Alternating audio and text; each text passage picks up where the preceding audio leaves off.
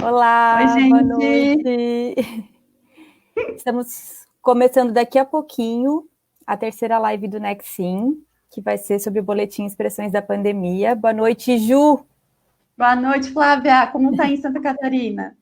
Hoje está calor, mas até então estava um frio terrível. E você, como Hum, você está? Tô bem, tô aqui em São Paulo. Hoje o dia estava mais fresquinho também, deu um solzinho, mas estamos aí, né? Sempre com café e aguentando a vida, né? Aguentando essa pandemia. Aqui. Eu também estou. Pessoal que vai nos acompanhar hoje, também peguem seus cafés, se ajeitem, porque vamos começar uma live sobre a temática do Boletim Expressões da Pandemia, com a professora Bader, Renan e mais alguns colegas que vão estar conosco hoje. É, quem ainda não viu o boletim, ele está no nosso site da PUC e também tem acesso no academia.edu para quem também consegue ter o acesso. Siga nas nossas redes, né? No Instagram, aqui no Facebook também. A gente está com um canal no YouTube, onde a gente tem alguns vídeos lá das outras lives e também de outros eventos que o Núcleo já realizou também. Então, acho que já dá para a gente chamar eles. Flávia, o que você acha? Perfeito, vamos lá. Então tá, vamos convidar então a professora Bader, vai entrar aqui com a gente. E Olá, também, professora. daqui a Olá, pouquinho, também já vai chegar o Renan. Professora Já vamos. Bader, o Renan está conosco de Manaus, né? Exatamente. Professora, se a senhora então quiser começar a contar um pouquinho para a gente como surgiu a ideia do Expressões da Pandemia, a temática. bom, boa noite. Sou Bader Sawaia, como elas já disseram. Depois dessa simpática apresentação, vamos começar a entrar no assunto tão dolorido que meu núcleo, o Nexim, o Núcleo de Estudos da Dialética, Exclusão e Inclusão da Pontifícia Universidade Católica, programa de pós-graduação em Psicologia Social, vem desenvolvendo desde final de março, em que foi decretado o isolamento. Nós estudamos os afetos e achamos que tínhamos alguma coisa a colaborar para manter as pessoas vivas, potentes, e saudáveis. Os afetos são um tema bastante discutido nas mídias, redes sociais, na intimidade, nas escolas, é a base da preocupação com a saúde mental. Também ele foi bastante trazido para explicar a não adesão ao isolamento, a continuidade da vida das pessoas, é a preocupação com a força da trajetória do Covid, sempre, toda vez que, à medida que o tempo passava, mais a preocupação com os afetos salientava nas mídias, nas redes sociais, nas conversas, nos apelos das pessoas, clamando por apoio. O que fazer com os afetos? Nossa intenção, então, desde março, foi publicar boletins com pequenas reflexões que trouxessem aquilo que a gente tem elaborado a partir de pesquisas rigorosas, pesquisas cautelosas sobre esse tema tão importante e tão difícil de ser pesquisado. Como adensar esse debate, tirando os afetos do individualismo que ele estava sendo colocado nas redes sociais e nas mídias, tirando os afetos do psiquismo e inserindo na desigualdade social e na política. A partir desses estudos, nós começamos desde o início a demonstrar como o vírus agora já está mais do que evidente através das estatísticas, não é democrático e consequentemente, como o sofrimento que ele gerava e que ele continua gerando é distribuído desigualmente. Também é afetada a distribuição do sofrimento, a qualidade do sofrimento, ela é atravessada e direcionada pela desigualdade social. Para tanto, nós recorremos a teorias de afetos que não desmerecem a força dos afetos na ação política, na manutenção e na transformação de regimes políticos, e que trabalhassem os afetos sem cair no afetivismo, tirando do lugar do patológico, da moral e do erro, e colocando como ator principal da cena política. São teorias que não ridicularizassem, não lamentassem, não detestassem, como fala um dos nossos gurus, o mestre filósofo Spinoza que não colocasse inferioridade às emoções em relação à razão, mas buscasse adquirir deles verdadeiro conhecimento, superando superstições que enaltece uma natureza que, segundo ele, é uma natureza humana que não existe, uma natureza sem afetos, porque o afeto é tão natural como o calor, o frio, e por mais que eles sejam perturbados, os afetos como amor, ódio, eles não são vícios, não são desvios morais, mas próprios da natureza humana, maneira de ser que nos pertencem e que, mais importante, que traduzem o que os nossos corpos e mentes sofrem pela forma como somos tratados socialmente. Agora, o mais importante para esse filósofo é que é preciso não desconsiderá-los, mas buscar o conhecimento verdadeiro, para que a gente possa usufruir dele, tal como o conhecimento do que dá prazer aos nossos sentidos. O que mantém o homem na servidão, segundo Spinoza, depende do modo como nós entendemos nossos afetos, o que implica no conhecimento dele. A ilusão como ele fala, às vezes nós vivemos na ilusão da liberdade, lutando pela nossa servidão. Essa ilusão resulta da incapacidade de refletir sobre os afetos. Por exemplo, vivemos a ilusão da justiça quando desconhecemos a causa de nosso sofrimento, que a causa é a desigualdade social. Tanto é que esse sofrimento é distribuído desigualmente. Mas aonde buscar esse conhecimento verdadeiro?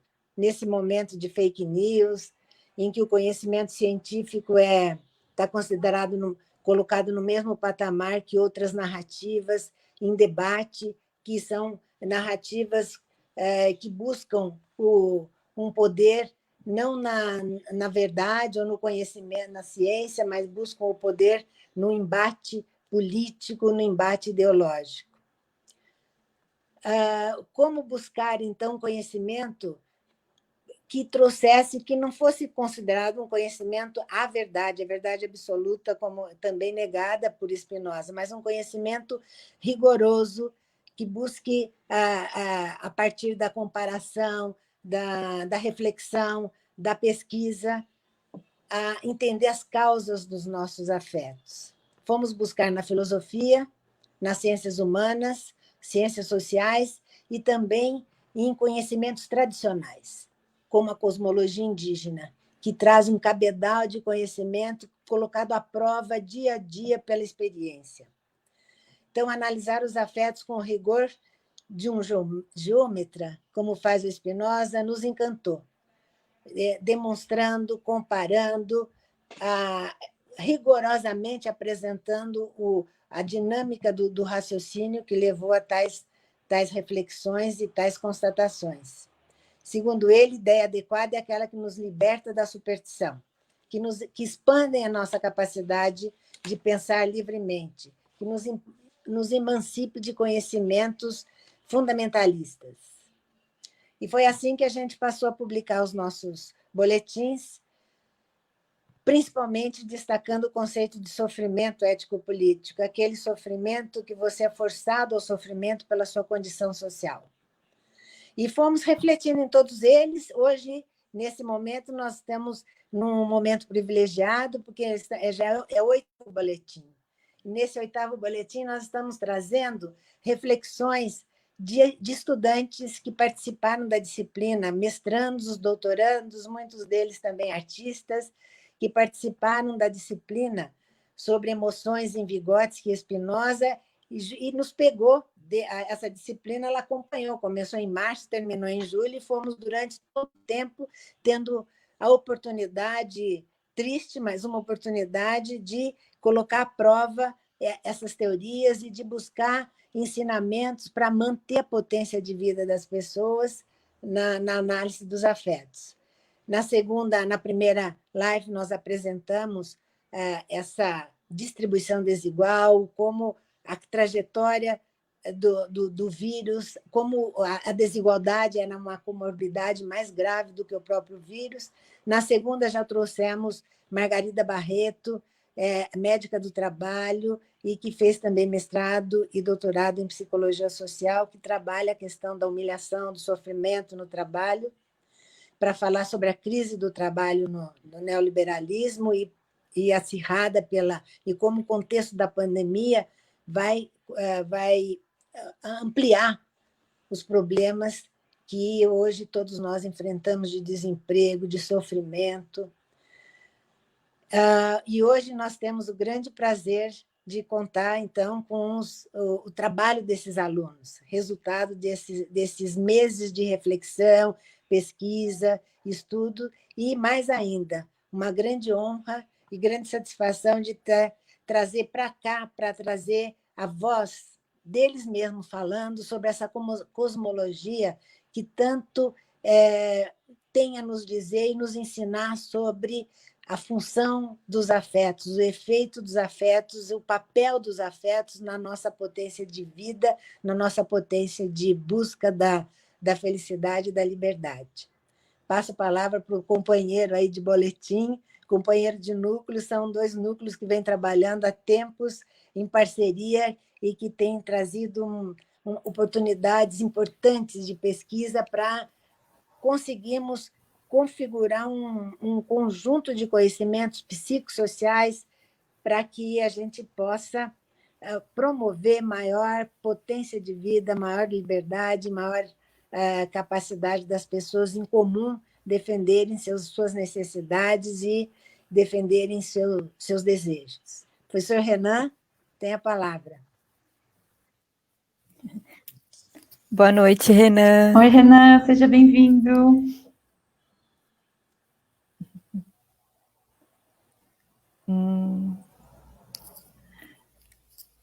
Não estou escutando, não sei se sou eu. Não.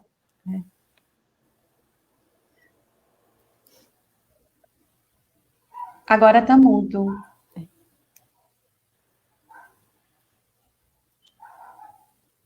Não. Não estamos te escutando. Ai. Vamos ver. Probleminhas acontecem, né? Faz parte.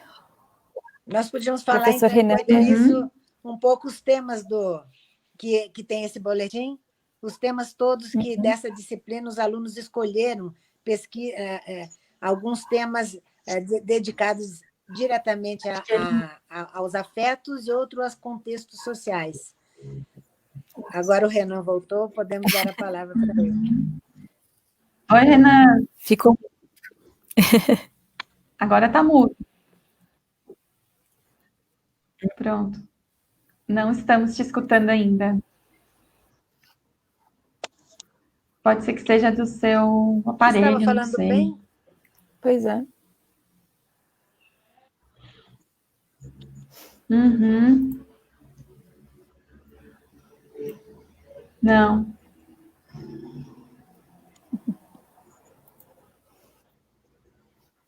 Isso. Talvez se tirar o microfone e fizessem sem o fone, pode ser que dê. Tá no mudo. Pronto. Vamos ver. Não estamos te escutando. Não sei se é a configuração, alguma coisa assim.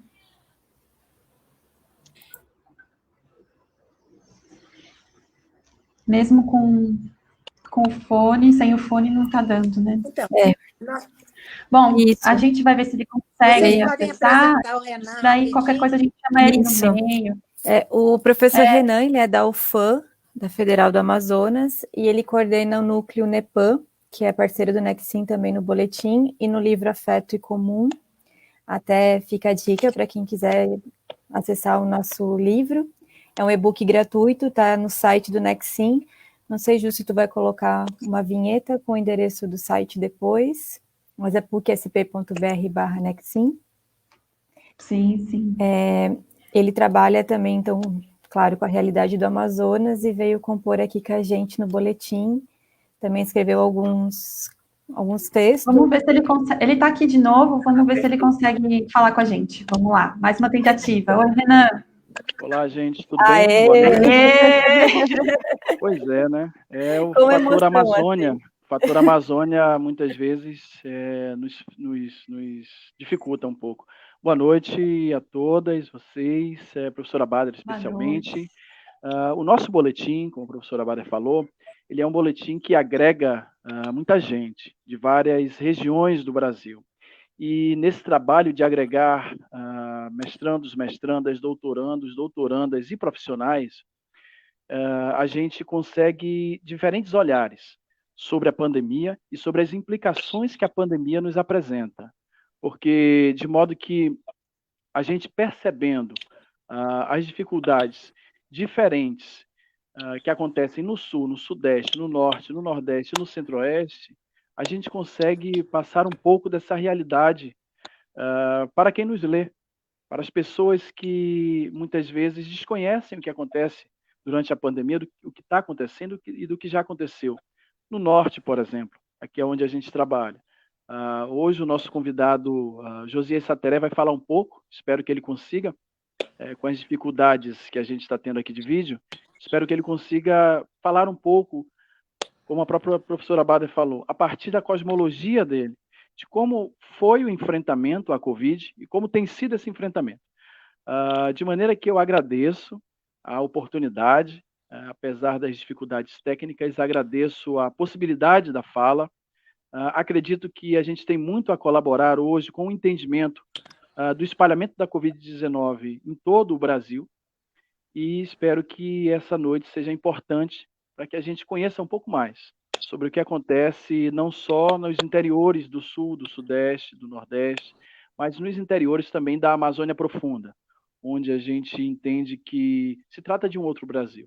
Um Brasil com características parentais, comunais e sociais diferentes desse Brasil para além da Amazônia. Agradeço, espero mais uma vez que a gente possa se comunicar de forma efetiva e eficiente e devolvo a palavra para a Juliana, nossa querida coordenadora da nossa mesa virtual. Obrigada, Renan. Obrigada pela sua colaboração, por estar aqui conosco hoje, né? Bom, um pouco do que a professora falou também, do que o Renan contribuiu. Esse boletim é um mapeamento dos afetos, por isso também tem esse nome na nossa live, né? Tanto eu quanto a Flávia, nós somos doutorandas, acho que a gente não se apresentou também, né? O pessoal olhou assim, quem que são essas duas aí? Nós somos doutorandas do Núcleo de Pesquisa Nexim, a Flávia também produziu alguns textos, eu também produzi alguns textos, e estamos todos juntos nessa caminhada. A gente, não sei se a Flávia quer falar mais alguma coisa importante agora, a gente deixa os avisos paroquiais para o final. Queria comentar que eu acho que o boletim ele é também resultado de muitas forças, de muitas mãos, de muitos colegas que toparam também isso com a gente, né? Quando começamos a fazer o boletim lá nos altos de março, não tínhamos noção também do que ia ser essa pandemia no Brasil e no mundo mesmo, né? E muitos dos colegas que escreveram no boletim toparam escrever, toparam esse esforço, e eu acho que também é o momento da gente agradecer a todos os autores e autoras dos textos do boletim que vieram, como a professora Bader falou, a gente está rumando agora para o 9º, né, volume, que é para sair semana que vem. Então, acho que também é o momento para a gente agradecer todos os autores que fizeram parte desse útil comum, que é o boletim Expressões da Pandemia e o e-book Expressões da Pandemia, fase 1, fase 2. Acho que a gente podia comentar um pouquinho de como que vai ser também a dinâmica dessa live, Ju? O que você acha? A gente estava brincando, né, que é bonde da live, é a união de corpos da live, a força, a renca da live. A gente estava fazendo um pré-aquecimento aqui com todo mundo que vai participar, né? Mas a gente vai ter uma live, então, bem dinâmica. Também agradecer quem está nos acompanhando nessa quarta noite com seu café, né, sua casa. E, então, a gente vai ter várias pessoas participando da live. E a ideia também é que vocês ali de casa façam pergunta, podem colocar pergunta aqui no chat, podem comentar também, comentários são ótimos, muito bem-vindos. E os nossos colegas que vão estar participando vão estar sempre em duplas, aqui comigo e com a Ju. E é importante vocês colocarem a pergunta no momento que eles estão, porque como são várias pessoas que vão passar essa noite aqui com a gente na live, é importante que a pergunta seja feita naquele momento. Aí a gente vai passar as perguntas, comentários também. Talvez a gente não vai contemplar tudo, mas a gente vai ter esse registro aqui, e isso vai ajudar, inclusive, na nossa discussão, para pensar um pouco mais também nos próximos textos, né? É muito importante ter o feedback de quem está acompanhando aqui também. Lembrando que quem participou não foram só acadêmicos, né, que acompanharam a disciplina da professora, mas também tiveram outras pessoas de fora, como nossos convidados que estão de tão longe, né, o Josias, a Jussara também contribuíram e são acadêmicos, mas também são indígenas, né, e eles vão trazer um pouquinho sobre esse contexto, né, do que é viver a pandemia nesses locais onde eles estão. A gente tem pessoas aqui de todos os lugares do Brasil, praticamente, hoje, né, conosco, tá uma mistura muito legal. Eu acho que esse bonde vai dar super certo. Vamos, então, chamar nossos primeiros convidados, que é a Jussara e o Josias. Isso, só vamos nos despedir aqui brevemente, então, do Renan, né, Renan? Obrigada. Obrigada, Renan. Por ter vindo aqui conosco. A professora fica aqui com a gente. Ou vamos abandonar a professora agora um pouquinho, e daí a gente chama eles, então, pode ser? Pode. Professora, o que a senhora acha? Agora não entram os dois? Pode trazer, né? Então tá, vamos ver aqui. Jussara. Boa noite, Jussara. Oi, boa noite. Boa noite, Josias. Boa noite. Boa noite. Sejam bem-vindos ao nosso bonde da live, a nossa renca da live. Obrigada. Vamos dar a palavra primeiro para a Jussara, né? Isso. Tá bom. Bem democrático, né? Perfeito. Então, muito obrigada pelo convite, né, professora? Eu fiquei bem contente em poder escrever para o Nexim, para o Boletim, fazer parte dessa renca. Bem feliz enquanto indígena, enquanto pessoa, enquanto acadêmica, né, de poder participar desse bonde ali, é bastante gratificante, assim, ter um trabalho reconhecido. Obrigada mesmo. E obrigada também pela organização da live, as meninas, né, a gente estava nos bastidores antes, organizando tudo, estava uma conversa gostosa, enfim. E obrigada também, boa noite para todo mundo que está ouvindo a gente agora.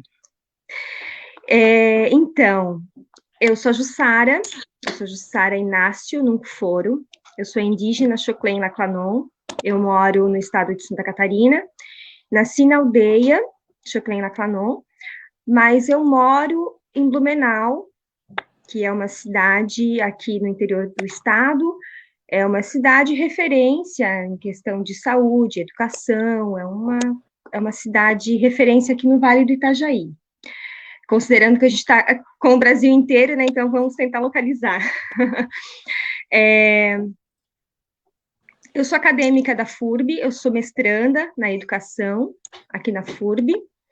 Eu sou formada em Direito pela mesma universidade, estou enquanto presidente da ABRAMA, que é uma associação de indígenas do contexto urbano, que atua aqui no Vale do Itajaí, e eu também sou membro do grupo Educogitans, que é um grupo de filosofia e teoria decolonial aqui da FURB, o qual é o professor Lamar, que é o coordenador do Educogitans e que é o meu orientador.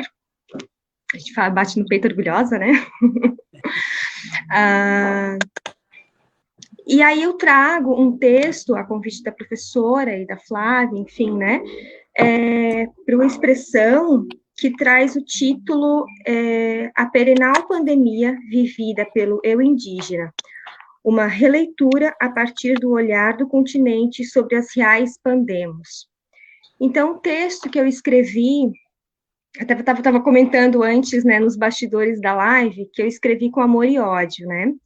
Amor pelo convite, amor pelo espaço que foi, né, oportunizado, amor por estar nesse meio, mas aquele ódio, que é como a professora Bader falou agora na primeira fala, né, esse ódio, ele faz parte da natureza humana, né? Então, ele é sentimento e ele não pode ser diminuído a partir das razões, né? Ele tem que estar de uma forma linear. Então, a gente trabalha sempre com as razões, mas a gente também não pode deixar os nossos sentimentos de lado. Então, eu escrevi, sim, esse texto com um pouquinho de ódio, porque eu trago a realidade da pandemia, né? Dos povos indígenas que vivem nesse contexto de cidades. E aí o texto que eu escrevi para o boletim, ele fala da pandemia como um todo, assim, né? O que significa para o eu indígena uma pandemia?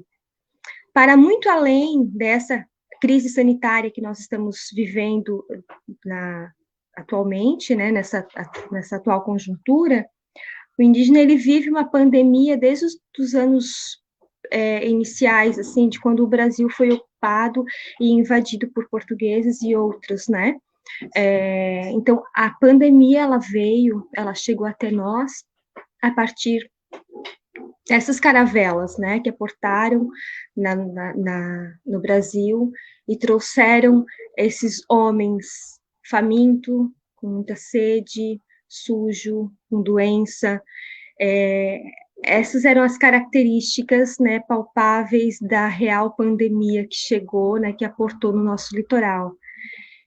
E foi a partir dali que nós, indígenas, nos colocamos no isolamento, que nós nos colocamos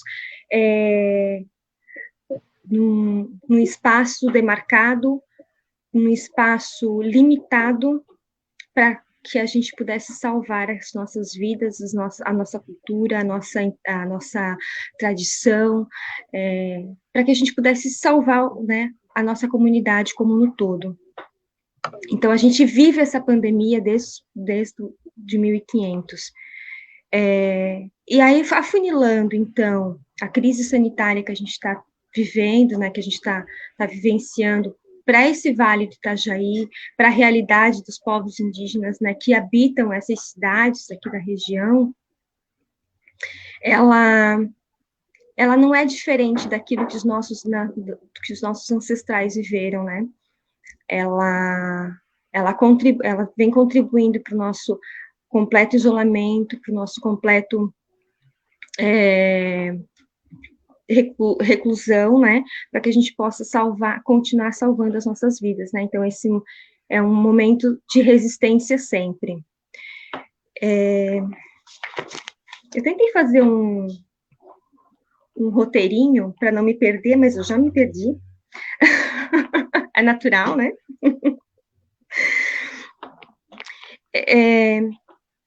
Também trouxe para o texto, e aí agora comentando com vocês, a realidade da população indígena que mora, por exemplo, aqui em Blumenau, né? Eu tenho propriedade para falar de Blumenau porque eu moro aqui, eu trabalho aqui, eu estudo aqui, então eu falo a partir daqui do meio onde eu vivo, né?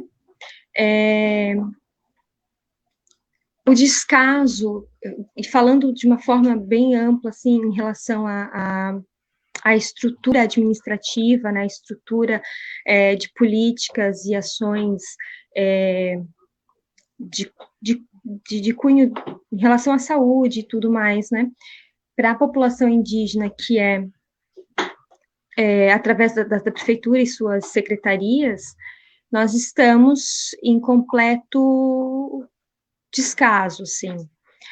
Não existe uma política de assistência para o indígena que mora nas cidades, apesar de que existe uma constituição que nos coloca isso enquanto direito, mas Blumenau, ele não enxerga o indígena enquanto sujeito indígena, né, e de identidade indígena na cidade. Então, se ele não enxerga esse sujeito, ele também não proporciona nenhum tipo de política de assistência à saúde diferenciada para o indígena que mora aqui. A gente estava discutindo, a gente, enquanto Abrama, né, estava discutindo no começo, acho que foi de março, que quando iniciou a campanha da influenza, que é a vacina da gripe, né, que o indígena está no rol de pessoas vulneráveis e aptas a receber essa vacinação, correto.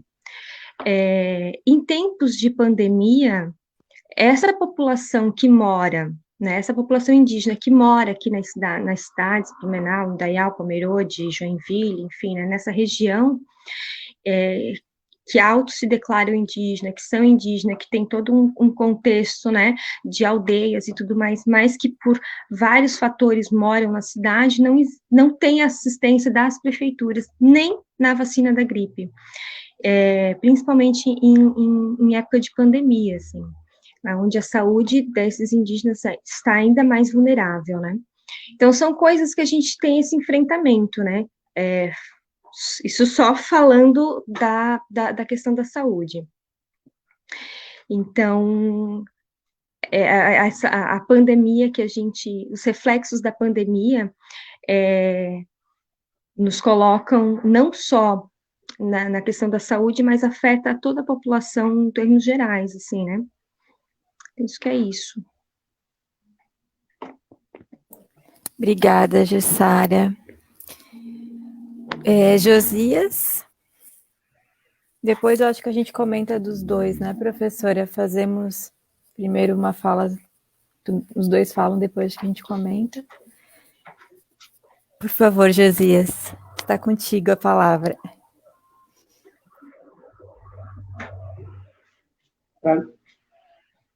Para mim é um prazer enorme poder estar aqui, né, junto com essas belas mulheres intelectuais, né, que leva a voz, o princípio feminino, nós dizemos no povo Sataré-Maué, que é o princípio feminino, que é a força, né, que é a proteção também, que cuida também dessa humanidade, né, do povo.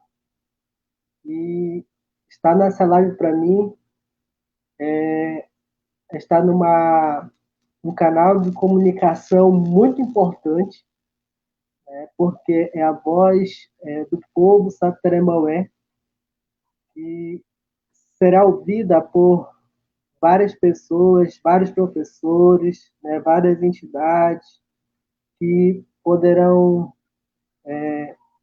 entender como que o povo ele está passando essa pandemia, né?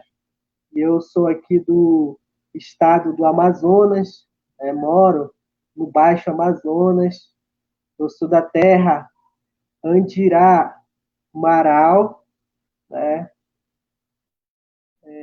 Mas atualmente eu estou localizado, né, devido à pandemia, na cidade de Parintins, né? Mas eu sou de uma comunidade chamada Ponta Alegre, né? E assim como outras histórias de outros estudantes indígenas, né, de outros parentes indígenas, a gente também fez essa migração para a cidade em busca de saúde, educação, né, e também em defesa do nosso povo indígena Sataré-Maué. E ano passado eu concluí o mestrado, né, aí sobre a orientação do professor Renan Buquerque. Hoje também faço parte também do núcleo de pesquisa em ambiente amazônico, MEPAM, da UFAM, liderado pelo professor Renan Buquerque. Também faço parte também do núcleo de etnologia da PUC São Paulo, pela professora Carmen Juqueira.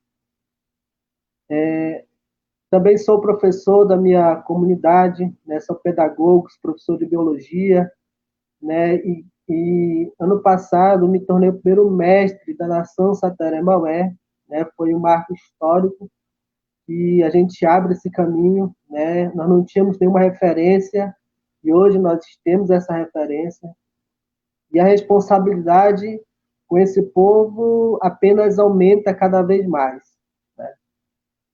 E a nossa preocupação de início, né, quando a gente começou a escrever para o Expressões da Pandemia, era sempre mostrar para os nossos governantes, para as entidades, né, de que nós também precisávamos dessas políticas públicas na cidade, até porque,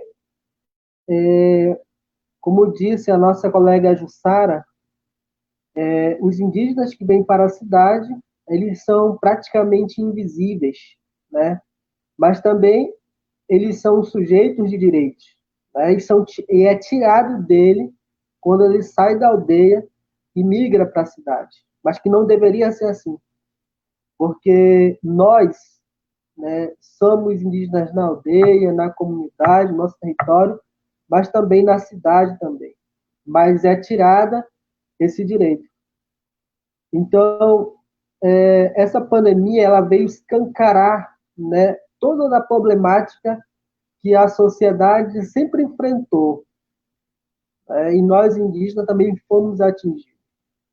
Atualmente, já faz mais de 90 dias, né, mais de 120 dias, que o nosso povo está em completo isolamento social, porque nós não temos imunidade contra esse vírus.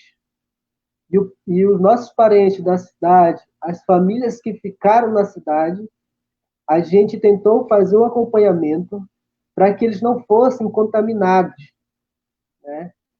Então, a nossa única arma de defesa, a nossa luta é escrever para as autoridades, né, entender essa realidade. Então, a Expressões da Pandemia, ela cria esse espaço, né, que a gente pode estar divulgando esse contexto, essa realidade. Então, o nosso último trabalho que a gente publicou no Expressões da Pandemia era uma pergunta pertinente, né?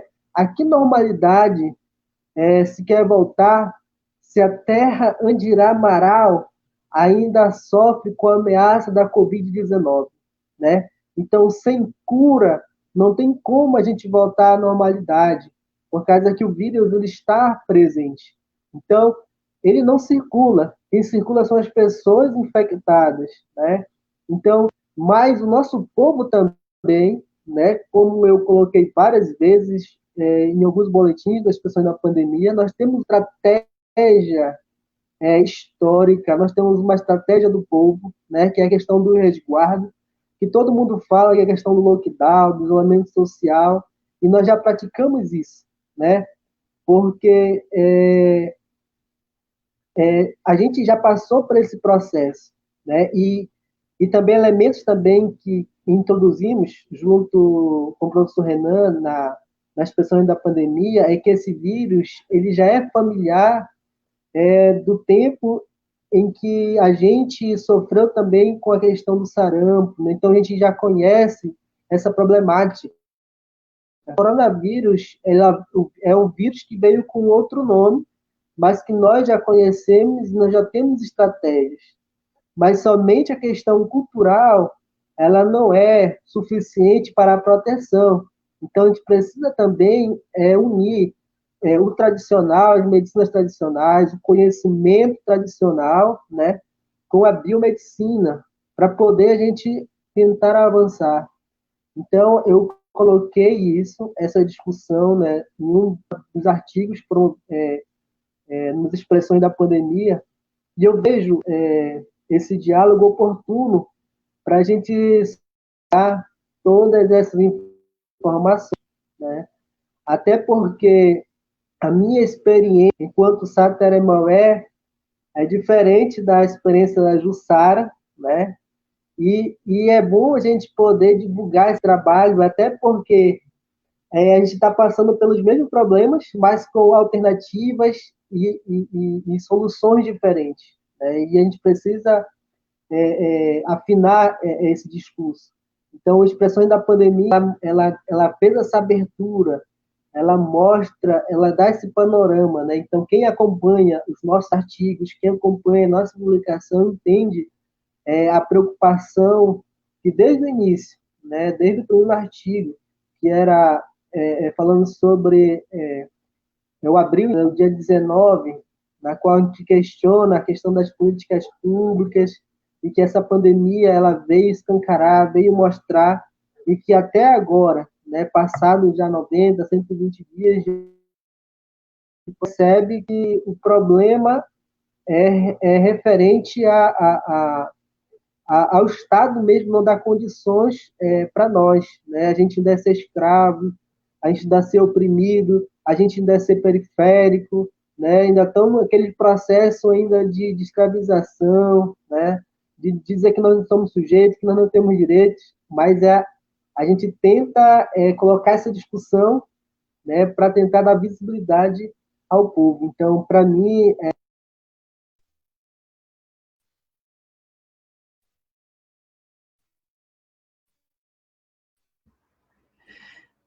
Acho que a gente está com um probleminha de áudio aqui, o Josias, mas, né, a distância também acontece isso, faz parte.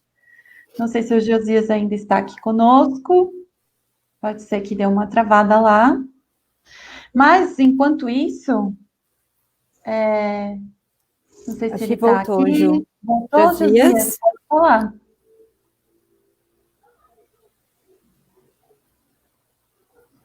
Não sei. Consegue escutar a gente, Josias? É isso, né? Nossa live são de vários lugares e várias realidades, né? Exatamente. Exatamente. Não sei, para mim aqui não está aparecendo. Não sei se ele está conseguindo ouvir a gente.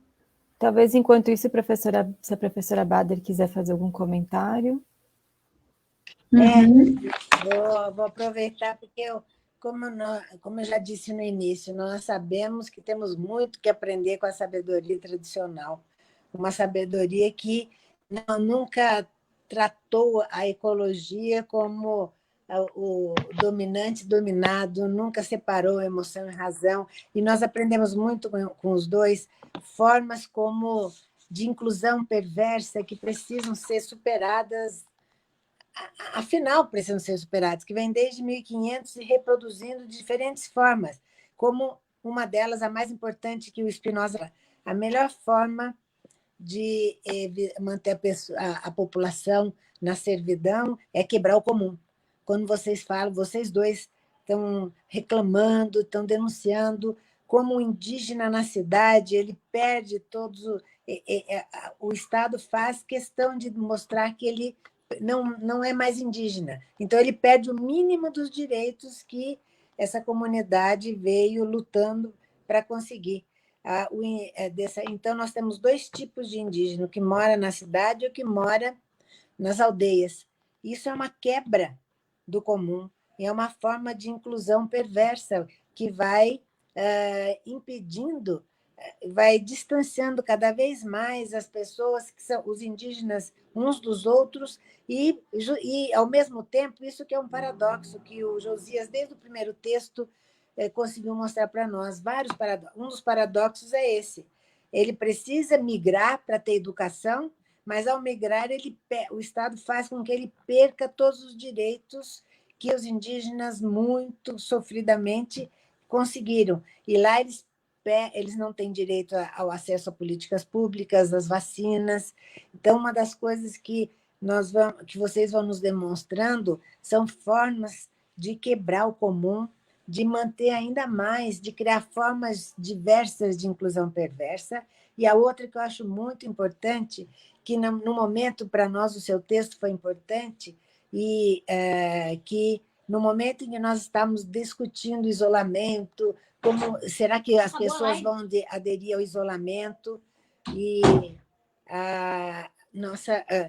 por que as pessoas não aderiam ao isolamento, sofrimento que isso iria trazer? O Josias também a Jussara vem nos mostrar que isso é parte da sabedoria indígena.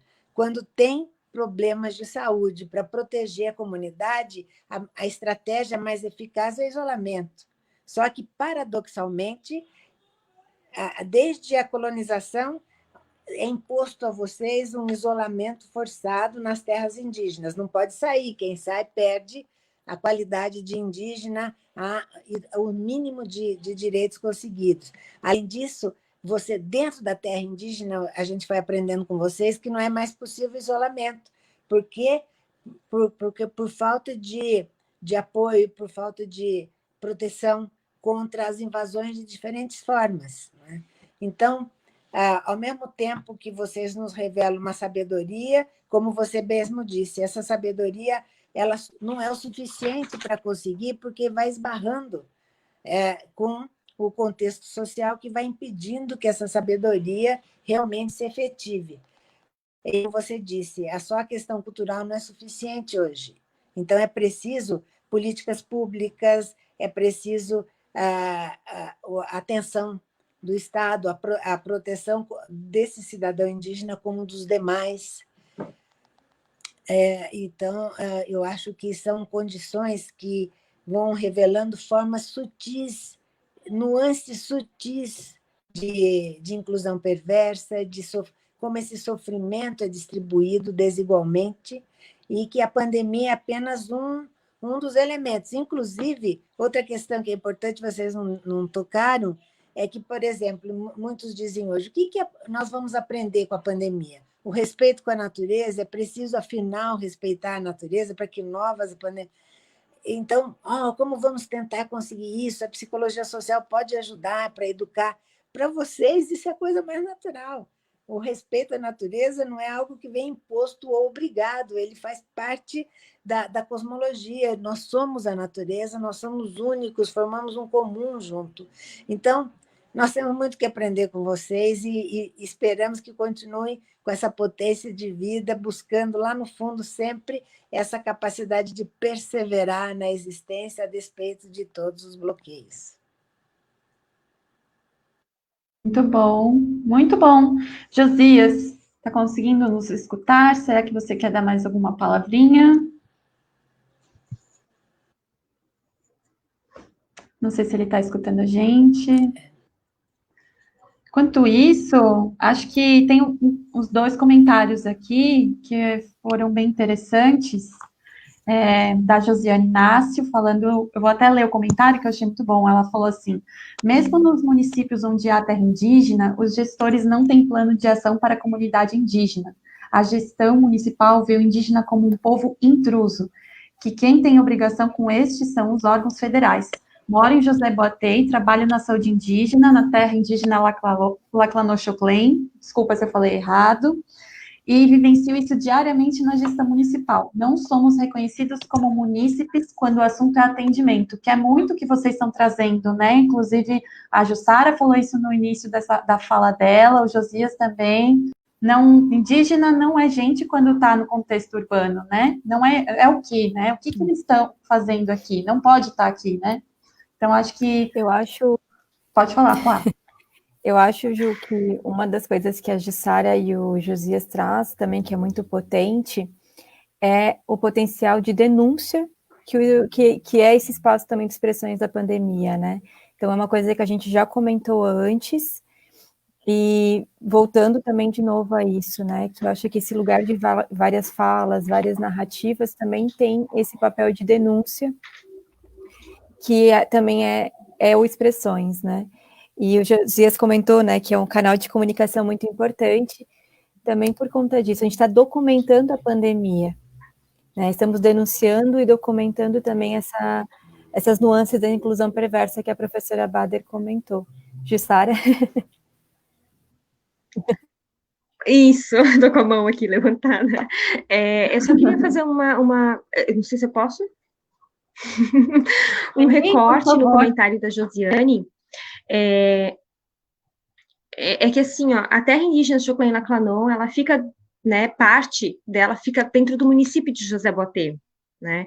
Então, quando ela faz essa denúncia de que a gestão, né, a administração pública do município não atende a comunidade indígena e desloca toda esses atendimentos, né, para o governo federal, porque é competência não exclusiva, mas é competência do governo federal assistenciar, né, assistir qualquer demanda da população indígena.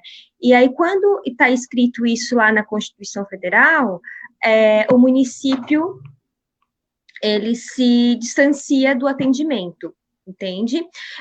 Por exemplo, saneamento básico é parte, né, a gente entende o saneamento básico enquanto saúde, perfeito.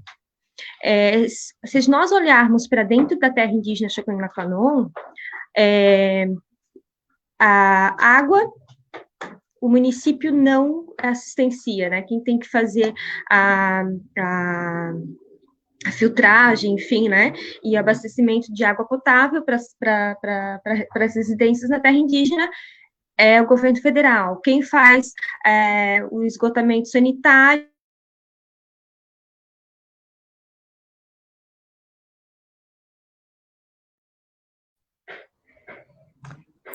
Acho que Eu não temos estou problema ouvindo.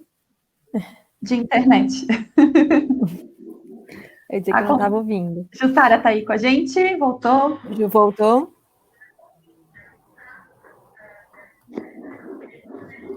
Tá aí, Ju?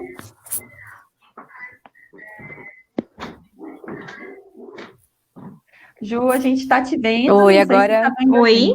Voltou, agora né? escutamos. Aí, beleza. Ah, tá. Eu achei, é porque deu pane aqui, eu achei que eu tava fora, enfim. Até onde que eu falei? Eu respondi com. Oi? Isso, professora. Não, onde ela parou sobre as águas. Isso, saneamento da água, né? Ah, tá. Então, é porque fechou tudo aqui, então foi a minha internet que deu problema, né? Foi o meu sinal de fumaça aqui que deu problema. Então, quando a gente fala de saneamento básico, também faz parte de saúde, né? E aí eu vejo que o município de José Botê, ele se exime da responsabilidade de saúde. Em relação à água potável, em relação ao esgotamento sanitário, em relação à varrição de rua e, inclusive, a coleta dos resíduos sólidos ou não. Enfim, são 4 situações, né, que compõem o saneamento básico, mas que o município não assistencializa, porque ele se exime da responsabilidade, porque é competência exclusiva do governo federal. E isso é só um dos fatores, né, que o município se exime em relação à população indígena local. E aí tem a questão também da saúde, de assistência, por exemplo, tem que a saúde diferenciada, né? Tudo isso cabe às questões federais. Então, o município ele não olha para nenhum fator, assim, para nenhum setor daquilo que compõe a comunidade indígena, saúde, educação, transporte, infraestrutura, estradas, enfim, ele não e o pouco que ele faz é sempre precário, né? Sempre precário. E aí, isso que a gente está falando lá de José lá da terra indígena, onde a população está lá no município, e é a população que movimenta, a população indígena, inclusive, que movimenta a economia, né, parte da economia daquele município. Mas se a gente deslocar esse olhar agora para uma cidade como Blumenau, onde não existe uma referência de terra indígena, o olhar mínimo do município é ainda mais perverso, assim, né? Ele simplesmente não enxerga o indígena, né? Não existe sujeito indígena na cidade. Então, se não existe sujeito, também não existe ações de políticas públicas para este sujeito. É bem claro isso. E a gente percebe, eu vi isso agora durante a campanha da influenza, a gente vê isso dentro das escolas, né? A gente vê isso em todos os cenários e organizações públicas do município. Eu acho que a pandemia ela lançou luz à inclusão perversa que já estava posta, né? Eu queria comentar, a Jo aqui me avisou que o Josias está com dificuldade de conectar, né? Eu acho que isso também mostra um pouco da própria acessibilidade, é isso que a Jussara está falando, né? O que são esses diversos territórios que a gente tem no Brasil, o que está nesse micro, né? Que é duro. Bom, professora, a senhora quer comentar mais alguma coisa? O microfone está mudo. Estou muito satisfeita com o que eu já ouvi. Vamos passar para os outros continuar ouvindo mais ainda reflexões. Depois a gente retorna. Isso. Queria agradecer quem que está nos acompanhando agora aqui a live, o Kevin, a Elisa, a Gláucia, a Josi, Monique, Érico, a Lorena, a professora Zulmira e todos que estão nos acompanhando. Quero agradecer muito, Jussara, por você estar aqui com a gente hoje, separar esse teu tempo para a gente, nesse bom encontro. Agradecer ao Josias, agradecer ao professor Renan novamente. Infelizmente, como a gente está na nossa renca da live, nosso bonde da live, nosso tempinho é curtinho também, né? Porque eu acho que a conversa ela seria longa e muito proveitosa. Ju, muito obrigada. Professora Bader, agora também acho que vai indo, né? Muito obrigada. Obrigada, um beijo para vocês. E a gente, então, vai agora conversar. Obrigada. A gente vai conversar com o Richard e a Bia agora, que vão escrever um texto que vai estar no nosso próximo Expressões da Pandemia, nosso volume 10. Vamos ver se eles já estão por aqui. Olá, Bia, seja bem-vinda. Oi, Bia. Olá, oi, Richard. Boa noite. Sejam bem-vindos. Muito obrigada por estarem aqui conosco. E agora a fala está com vocês. A live está com vocês. Obrigada, Flá. Vocês conseguem me escutar bem? Legal. Uhum.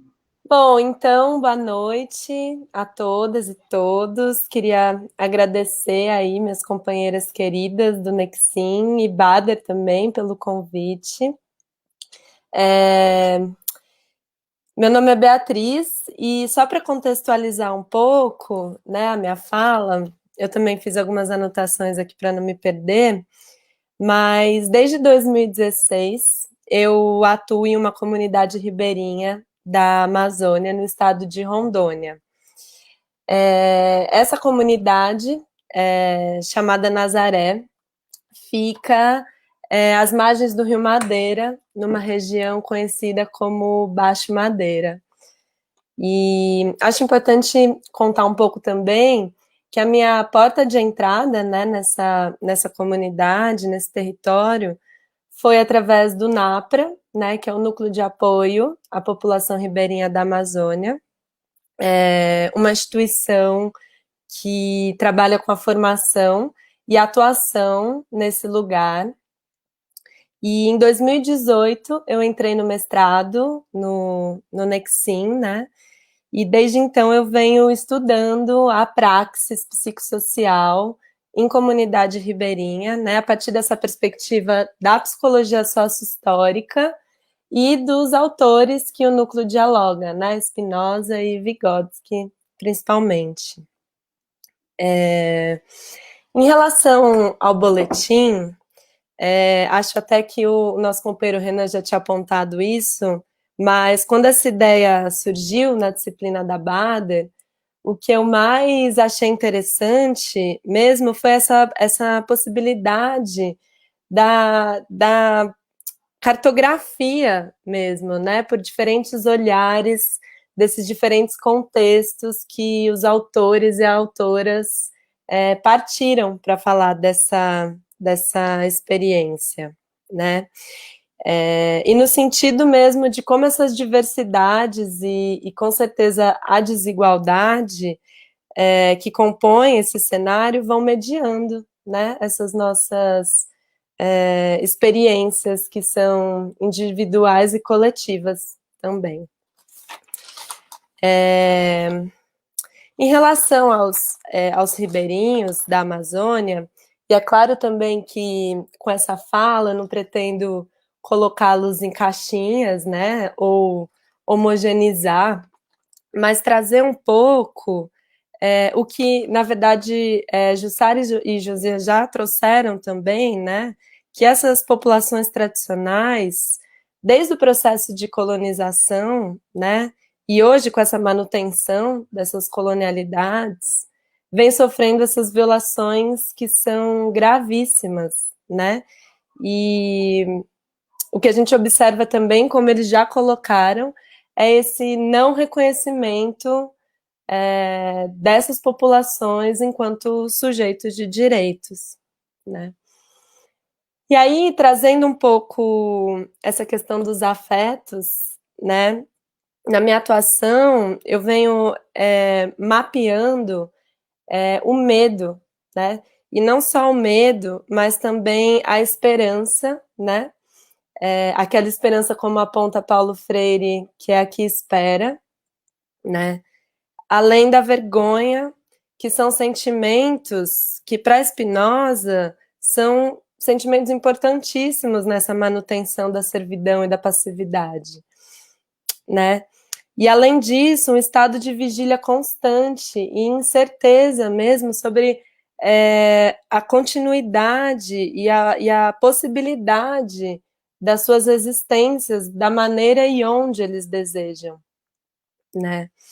E com a pandemia, a gente observa, na verdade, uma intensificação desse contexto, né? Mas é importante ressaltar, como eles também já trouxeram, que isso não é algo que a causa é o coronavírus, mas que esse momento intensifica e escracha mesmo todas essas questões. E embora exista muita potência de vida, né, que emerge de uma relação profunda com a floresta, a partir das ancestralidades, das memórias, existe também esse lugar da invisibilidade e da exclusão, né, ou da inclusão perversa, como o Bader apontou, que muitas vezes a gente também acaba reproduzindo, né, na nossa atuação, nas nossas praxes aí. Então, assim, no começo de tudo isso, né, a gente até chegou a discutir sobre sobre esse possível caráter democrático, né, do coronavírus, por ele estar, de fato, gerando medo e incerteza a todos nós, né? Mas acho que é isso, né? Não é possível a gente pensar nele enquanto algo democrático se o contexto que vai mediar a nossa experiência é marcado também pela desigualdade social, né? E muitas populações tradicionais da Amazônia, além de enfrentarem o medo da contaminação, o medo da morte, também enfrentam durante a pandemia um agravamento de conflitos territoriais, né, causados também por uma intensificação de atividades de grileiros, madeireiros, garimpeiros, né, que de fato se aproveitam desse momento de maior fragilidade para passarem mesmo a boiada, né, e destruindo a floresta e ameaçando a vida desses povos que são grandes aliados na preservação da Amazônia, né? Então, nesse sentido, eu acredito que esses afetos que eu trouxe um pouco, eles revelam um cenário de abandono, né, de descaso, com a saúde do território e com a saúde, né, com a saúde do território, que é um bem comum, e com a saúde desses povos. E o sofrimento que emerge desse contexto é ético-político, né? E é um indicador de como o Estado e como a sociedade como um todo, né, trata socialmente essas populações. E nesse sentido, eu acredito que a psicologia social também tem muito a contribuir, pensando mesmo nessa maneira como a gente atua nesses lugares e como a gente e na qualidade, né, do conhecimento que a gente vem construindo a partir disso, né, conhecimento, né, que a gente possa atuar e produzir conhecimentos que de fato sejam revolucionários, latino-americanos e comprometidos mesmo com a verdadeira liberdade, saúde, alegria e a potência, né, dessas populações, e que leve a sério os conhecimentos tradicionais, os desejos, as intuições e as cosmovisões em geral, né, de toda essa galera aí. Eu acho que é isso. Vou passar minha palavra para o Richard, meu companheiro das escritas aí. E vou... Obrigada. Obrigada, Bia. Bia. Muito bom. Richard. Richard, está com você. Obrigado. Boa noite. Rontep, irmãos e irmãs. Centenário de Marcos Garvin, certo? Bom, agradeço pelo convite, né, de fazer parte dessa obra, que são vários volumes, né, então já se tornou-se obra, né. E eu sou Richard, faço parte do Nuplic, mas também faço parte do Nexim, né, porque quando a gente constrói laços e afetos, a gente faz por parte dos dois, né. Então, metade Bader, metade Cris. Faço parte do movimento negro há muito tempo, desde sempre, vamos se dizer assim, né. Antes o rap, hoje o samba, contra a violência policial e outras coisas mais. E essa ideia de inclusão perversa, ela é muito forte, né. A gente para pensar, para analisar, etc., e vê que ela se adapta, se transforma, vai e volta várias vezes dentro do nosso Estado brasileiro, às vezes com menos força ou com maior força, dependendo do contexto histórico que a gente passa, né? Se a gente para olhar, refletir, pensar. Mas a gente também não pode perder de vista que o Estado brasileiro, do jeito que ele funciona e tem sua funcionabilidade também, é o jeito qual ele foi criado, né? A gente não pode pensar numa maneira utópica ou por outro viés que o Estado brasileiro que temos hoje é um Estado acolhedor de populações negras em seu contexto histórico, né? A partir do pressuposto que a população negra não fez parte desse território da sua Constituição, foi trazida à força de África. Então, se a gente para pensar após a nossa chegada forçada desse lado aqui, a gente vê que todos os mecanismos dispositivos e essa inclusão perversa, forçada e outros adjetivos aí, ela sempre foi pensada nesses corpos ao qual o Estado considera indesejáveis, né? Existem corpos que historicamente são considerados indesejáveis pelo Estado, né? Então os indígenas que eram donos desse lugar, os ribeirinhos, a população negra, ela é considerada como um corpo de potencial tradição e cultura popular e outros saberes, mas porém também ela é colocada por um corpo indesejável, né? Porque a potencialidade desses povos e criações é incríveis, né? Se a gente parar para pensar, foram tantas criações que existiram desses povos, que eu acho que se não fosse tantas criações, a gente já teria sido dizimado. Eu acho que a gente já criou tanta coisa, tanta transformação, tantos outros meios de viver, que não é esse estado constituído do jeito que a gente acredita e que existe hoje, que é outra forma e outra possibilidade da nossa existência, eu chego a afirmar que a gente já teria sido dizimado de alguma forma, né? Só nessa brincadeira, quando os colonizadores chegaram aqui, mais de 128 indígenas foram forçados, né? 128 mil indígenas foram forçados a fazer coisas, mas durante um processo de luta, etc., milhões deles foram dizimados, né? Quer dizer, o Estado que chegou aqui, que foi imposto, não era nada inclusivo, era exclusivo e totalmente opressor, violento e de várias formas, né? E eu acho, assim, pensando profundamente, que a pandemia nem escancarou, na verdade. Ela só potencializou o que sempre existiu. Só que a gente vive numa sociedade ao qual existiu um projeto de nação muito antes e algumas pessoas preferem não ver essas condições que batem na nossa porta, que são latentes, ou fingem que não acontece, etc., né? Tanto que quando morre um indígena ou um negro, a gente não tem uma comoção gigantesca de, por exemplo, uma pessoa não negra, não indígena, fazer uma simples besteira. Há uma comoção muito maior nessa simples atitude de uma pessoa não negra, não indígena, do que uma morte indígena ou uma morte negra. Sabe?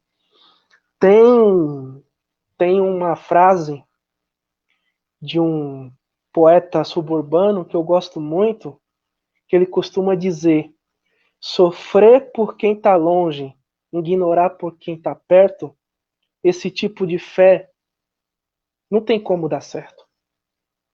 Sabe? Brasileiro normalmente se comove muito pelo sofrimento distante e ignora o sofrimento ao lado. E quando eu digo sofrimento ao lado, estou dizendo dos nossos povos aqui e da nossa população negra daqui. Sabe? Para ser mais explícito, não tenho nada contra o George Floyd. Só que, só nesse momento dessa live, algum corpo está tombando. E aí a gente vai ter que esperar outro americano passar por toda aquela cena constrangedora pra gente ir pra rua do jeito que a gente foi aquele dia no Lago da Batata? É uma provocação. Eu tenho as minhas convicções e alguns pensamentos, mas eu deixo uma provocação. E aí, para finalizar, porque eu falo muito, será que se a população indígena não fosse em Brasília, subir em cima da mesa, quebrar as coisas, ela seria atendida? Já não é. Né? Esse é o fato, já não é. Mas será que se ela não tivesse ido a Brasília com arco e flecha e com, detalhe, não violência, porque a gente não pode comparar a atitude do oprimido com a postura do opressor, com a legítima defesa do arco e da flecha, será que elas teriam sido atendidas realmente? Sabe? E aí, para finalizar minha fala, para não estender muito, eu penso do seguinte formato: existem povos e populações que deveriam agradecer, porque a gente luta. A gente ainda não pensou em vingança. Obrigada, Richard. Obrigada, Bia. Muito bom. O que você falou agora que o boletim virou uma obra, eu fiquei aqui pensando, Richard, que essa live também virou uma obra. Não vou mais chamar o bonde da live, nem a renca da live, mas a obra da live. Porque são várias vozes de vários lugares, das formas que a gente está conseguindo fazer hoje para essa live acontecer, e para mim isso é uma obra, e eu só posso agradecer ao Nexim, à professora Bader, ao Renan, a vocês, por estar podendo compartilhar esse encontro, né? E a todos que estão acompanhando a gente, a todos que estão comentando, muito obrigada. Infelizmente, como também é uma obra, e são muitas vozes, né? A Jussara comenta que a voz hoje do indígena é como a ponta da flecha dos ancestrais dela. A gente quer que todos possam falar, né? Então, infelizmente, a gente viu que a Dandara fez uma pergunta aqui, só que a gente não vai... A pergunta está aqui documentada, Dandara, só que a gente não vai poder responder essa pergunta neste momento para que outras vozes possam compor essa obra. Eu não sei, Richard e Bia, se vocês querem fazer algum comentário de encerramento para a gente poder passar, então, para o Zeca e para o Tafarel. Mas quero agradecer de coração por vocês estarem aqui hoje, que foi muito bonito, muito bom ouvir vocês. Muito bom. Companheira Bia, como diz o Lula, por favor. Não, eu acho que também a gente pode disponibilizar, assim, talvez e-mail, se as pessoas quiserem, né, conversar mais sobre isso, mas passo nosso espaço de fala aí, então, para os próximos companheiros. Só queria agradecer. Obrigada, gente. Muito obrigado. Obrigado, Bia, pela oportunidade de compartilhar escritas e pensamentos. E obrigado, Alexim, pelo convite e a possibilidade de compartilhar também. A gente que agradece. Muito obrigada. Lembrando que o texto de vocês está no volume 9, para quem quiser acompanhar, né? E acho legal a ideia do e-mail, sim, se depois vocês quiserem comentar ali nos comentários da live, né? Gente, gratidão. Muito obrigada. Obrigada, gente. Agora a gente vai deixá-los para convidarmos os nossos próximos integrantes da live, né? Vamos ver se já estão a postos aí. Vou chamar o Tafarel para vir aqui com a gente. Oi, Tafarel. Oi, Jo. Oi, Flávia. Tudo bem? Zeca, Boa noite. você? Zeca ainda não está por aí. Não sei se Chama já... de José. Oh, José. Não pode. Olá, não pessoal. Pode boa noite. Boa noite, Zeca. Gente. Obrigada por estarem aqui conosco. É verdade. É só para contextualizar, o texto que o Zeca e o Tafarel escreveram está no Boletim 8, né? Já saiu. E o título é Afetos que fortalecem e enfraquecem CONAPS em tempos de pandemia. Então, acho que agora posso passar a palavra para vocês. Quem quiser começar, fique à vontade. Mais uma vez, obrigada por vocês estarem aqui conosco, gente. Vamos lá. Nós que agradecemos a oportunidade, né, Tafarel? Sim. Nós conversamos antes e o Tafarel vai começar, assim, explanando rapidamente, né, porque nós estamos com o tempo bem ultrapassado e um pouquinho assim como foi o processo e algumas ideias que nós trabalhamos na live sobre 2 afetos importantes que o Spinoza trabalha, que é a pietas e a comisseração. Isso. Primeiramente, eu gostaria muito de agradecer, né, a professora, né, Bader e a toda a turma, né, que no semestre passado colaboraram com essa experiência, né, em tempos de pandemia, fortalecer as nossas relações, né, e fazer com que os estudos fossem uma experiência de vida, né, e isso ajudou, inclusive, a viver esse período de pandemia, né. Zeca e eu, a gente refletiu bastante sobre a questão do distanciamento social, né, o distanciamento como, né, essa experiência que pode, inclusive, ser vivido de uma forma que venha a fortalecer o CONAPS ou enfraquecer, né? A gente pensou isso a partir, né, da pietas e da comiseração, né? E a gente fez um entrelaçamento de vários outros afetos, como o da solidariedade, da empatia, né? Se relacionando com a pietas, e a resignação, o fatalismo e o ressentimento entrelaçados com aqueles afetos que estão entrelaçados com a comiseração, né? De um modo geral, né, todos os afetos são modos de perseverar na existência, né? Os relacionados a pietas se configuram, né, em torno de relações que fortalecem o comum, né, de fortalecedores do comum e da liberdade, né? E os ligados à comiseração como aqueles afetos que reforçam a alienação e a servidão. Mas a gente foi interessante pensar a questão do distanciamento social antes de entrar na questão da pandemia, pensar ele como algo que já existe, né? Já aconteceu em outros momentos da história da humanidade, né?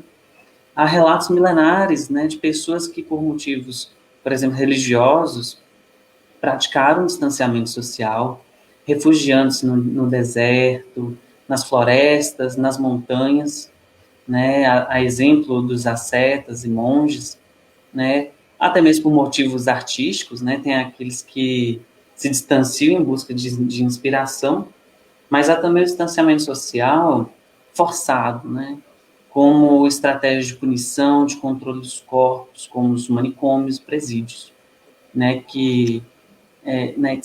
dessa forma a gente não quer esgotar os modos de distanciamento, mas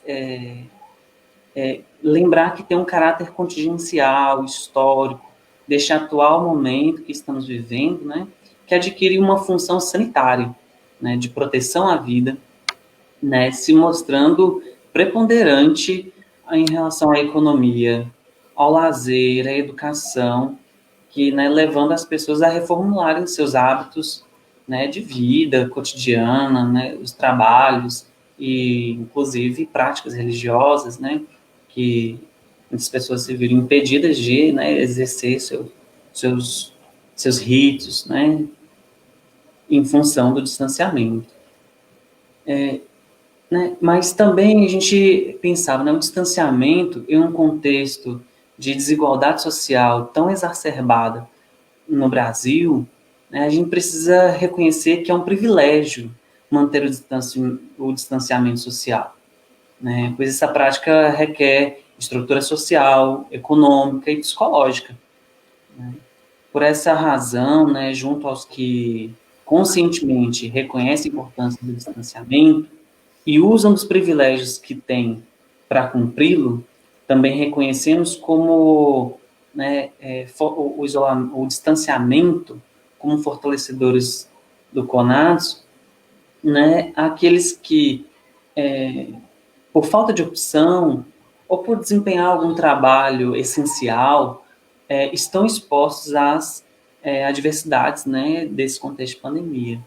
Então, essas pessoas que, mesmo sem fazer o distanciamento social, mas engajadas em trabalhos essenciais ou por uma questão social, não pode estar exercendo, né, o distanciamento, eles também compõem, né, com a sociedade.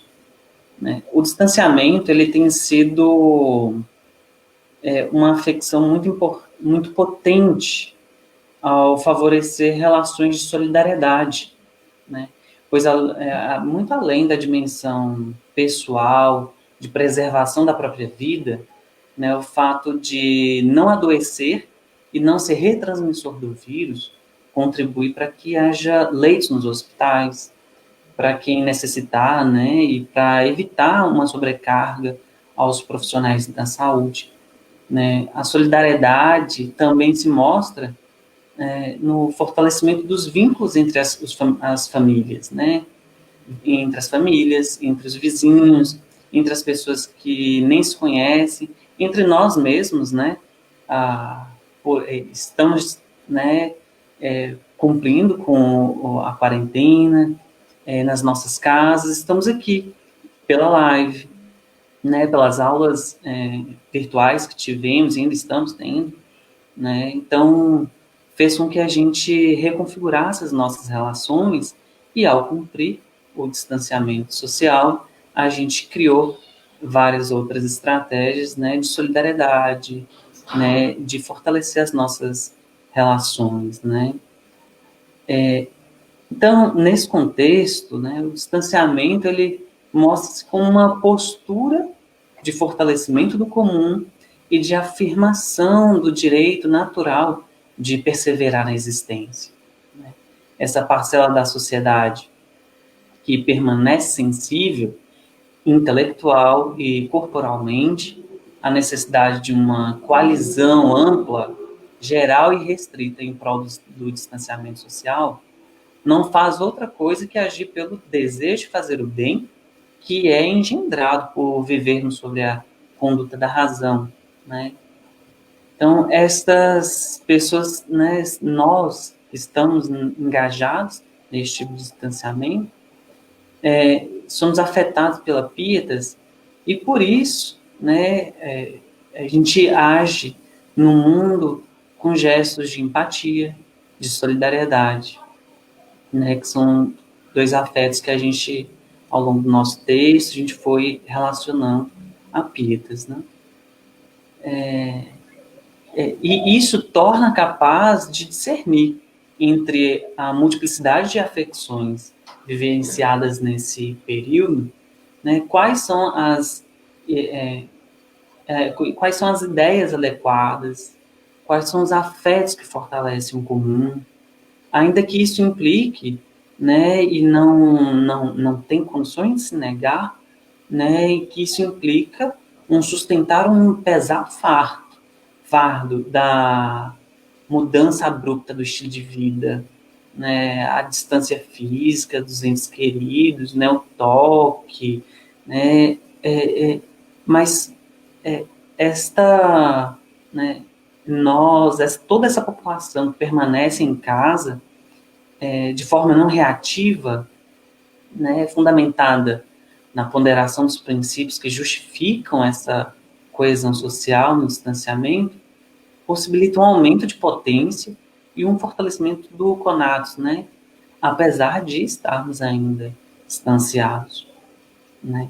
Então, é nesse sentido que a gente refletiu sobre, né, como que a solidariedade, né, se articula, e a empatia se articulam na Pietas, e como isso fortalece o conatos, né? Mas também existem outros modos de se relacionar com o distanciamento social, que a gente já foi pensando o quanto se articula com a comiseração. E aí essa parte o Zeca vai dar continuidade para a gente.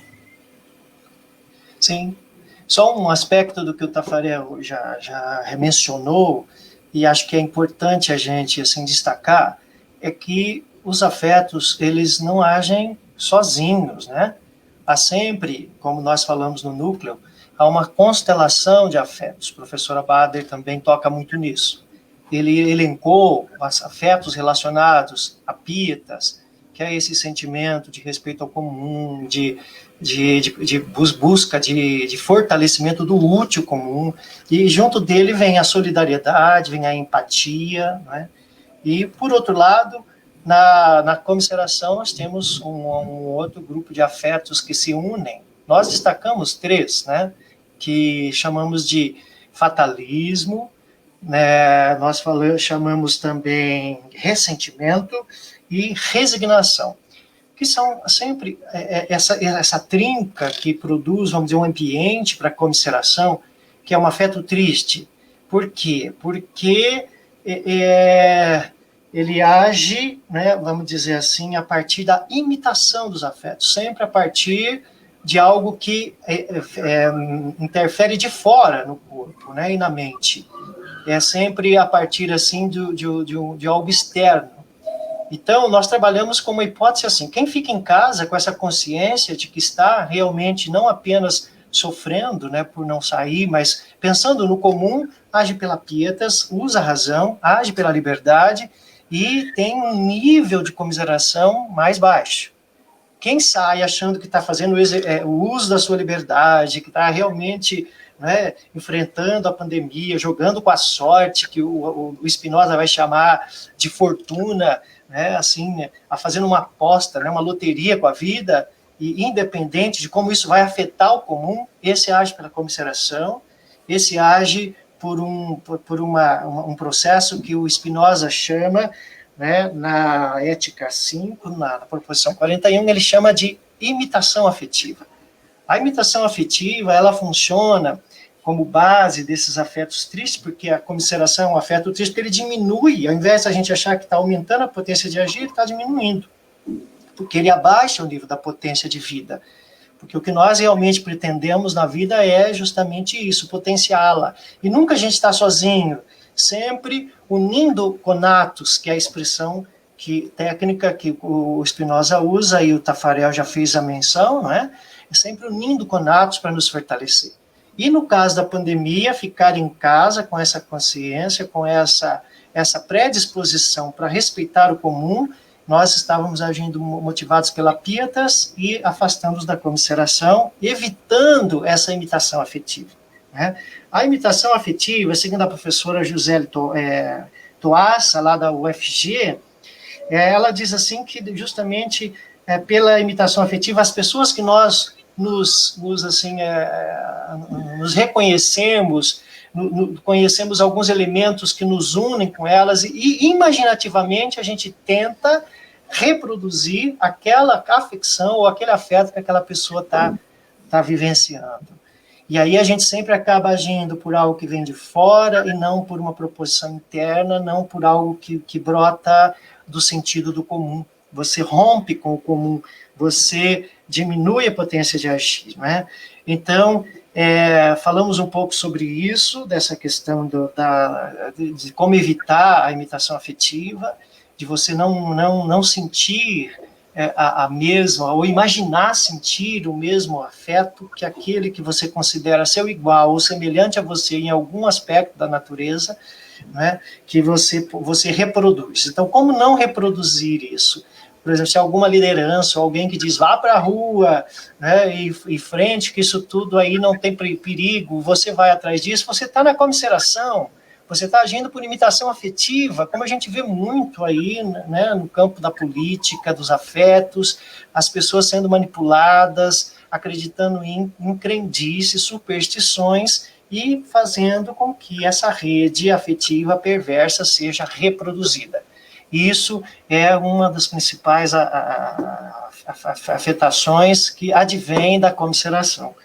Então, é isso. Acho que somente trazendo um pouco isso que o Taffarel disse, né? O contrário da comisseração é quando a gente faz um uso da razão e da liberdade, quando a gente procura, ao invés de agir conforme uma imitação daqueles que a gente considera iguais a nós, a gente agir mais pelo desejo de fazer o bem. Né? E esse desejo de fazer o bem não é simplesmente um impulso, não é simplesmente algo que parte apenas do meu próprio bem, mas sempre tem a ver com o bem da coletividade, com o bem do outro. Então é isso, gente. Acho que só queria, né, a gente destacar um pouco quais foram os elementos que nós trabalhamos para desenvolver esses dois afetos que são um contraposto ao outro, mas que a diferença está justamente quando a gente usa a razão e a liberdade, né, tentando combater a superstição, né, e buscando, e nesse sentido, fortalecer a nossa potência de vida. É isso. Muito obrigado por vocês organizarem isso, Ju, Flávia, professora Bader, um prazer estar aqui com vocês. Taffarel, prazer em revê-los. E vamos continuar, que a live está muito bacana, muito legal. Obrigada, gente. Obrigado, Ju. Obrigado, Flávia. Obrigada, Zeca. Obrigada, Taffarel. Eu queria fazer uns 2 comentários bem breves, que eu acho que o que vocês falaram agora aqui lembra um pouco o que o Josias comentou no início da nossa obra de live, né? Que é o vírus não circula... Ele falou, né? Que o vírus não circula sozinho, né? São as pessoas contaminadas que circulam. E isso ficou muito evidente agora com vocês falando de como é necessária essa solidariedade, como é necessário esse cuidado dos outros, né? Cuidar de si também é cuidar dos outros. E como isso é importante nesse contexto pandêmico que a gente está vivendo. E, Taffarel, eu achei muito legal você comentar que os estudos foram uma experiência de vida, né? Como que a universidade é potente, como os espaços de comum, né, Zeca, são potentes, como tem a potência nesse comum, né? Acho que a live hoje está me mostrando muito a importância da gente também estar documentando essa história do tempo presente, da pandemia aqui no Brasil. E muito obrigada por vocês. Obrigada, gente. Não sei se, né, vocês querem falar mais alguma coisa, mas acho que é isso, né? Outros afetos, comiseração, a gente nunca pensa que isso também nos afeta e isso está intrínseco também nessa vivência da pandemia, né? Eu acho que a Flávia apontou bem, vocês colocaram isso muito bem no texto. E ainda fazendo propaganda, o 8 está aí, né? O texto de vocês está ali. Quem quiser acessar... Contemple o texto do Zeca e Taffarel. E dos outros também, que já passaram por aqui. Vocês querem colocar mais alguma coisa? Podem ficar à vontade. Não, estou tranquilo. É só isso. Muito então, obrigado, pessoal. Muito boa obrigada. Um beijo. Tchau, tchau. E agora, acho que a gente vai para a nossa última dupla, né? Vamos chamar.